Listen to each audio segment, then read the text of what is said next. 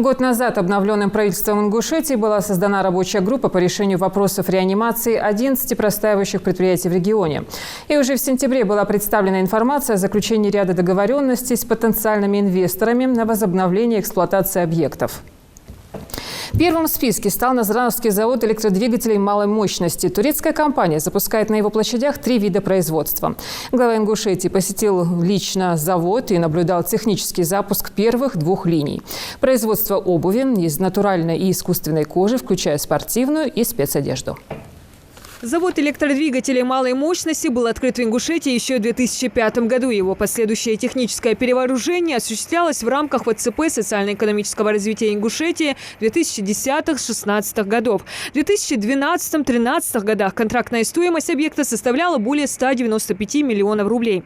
На предприятии предполагалось выпускать электровибрационные и центробежные скважинные насосы. В 2014 году объект передавался инвесторам компании по сборке автобусов ДЭВУ БАС Ингушетия. С 2018-го работа предприятием практически не велась. Рабочие были отправлены в отпуск без содержания. Только на его приведение в соответствии с эксплуатационными требованиями инвесторам затрачено порядка 100 миллионов рублей. Сумма вложений производственного и непроизводственного назначений превышает цифру в несколько миллионов долларов.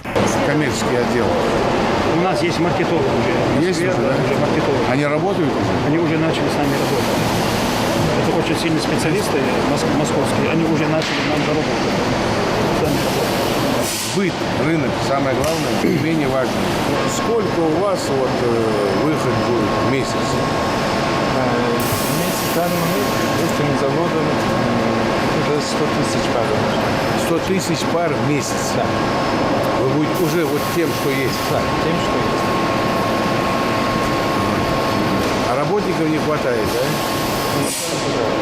Не, хотя бы которые сюда приходили, которые мы обучали, если бы хотя бы они даже остались, у нас уже процентов 70 уже работников было. Руководитель субъекта ознакомился с ходом модернизации производственных площадей, проведением пусконаладочных работ оборудования, процессом набора и обучения сотрудников, изготовлением продукции, а также проверил соблюдение на территории предприятия санитарно-эпидемиологического режима. Для нашей республики это большое дело. Самое главное для нас – рабочие места, официальное трудоустройство жителей, поступление в бюджет. Запуск производства еще раз показал, что мы способны выпускать качественную продукцию, при этом конкурировать по цене с аналогичными предприятиями, сказал Махмуд Али Калиматов. Полную поддержку главы и правительства, и местных органов.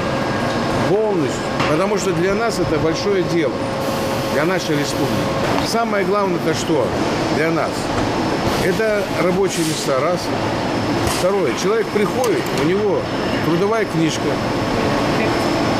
у него стаж работы, у него больничный, у него отпуск, да?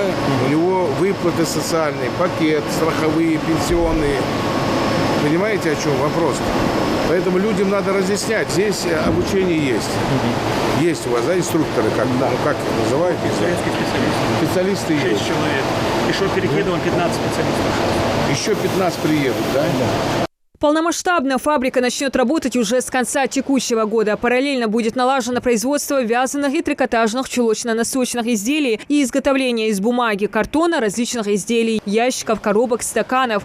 Оба предприятия начнут работать в 2021 году. Реализация проектов позволит создать около 200 рабочих мест, не считая вспомогательный персонал, и обеспечить дополнительные налоговые поступления в бюджет региона. Сотрудники оформляются строго согласно трудовому законодательству. Им гарантирован полный соцпакет. Конкурентоспособная заработная плата уже с этапа обучения. Глава региона поставил задачу правительству оказать полную поддержку предпринимателям со стороны властей. Диана Дударова, Хусейн Гагиев, Юсуп Ханиев, Рахман Суров. Новости 24.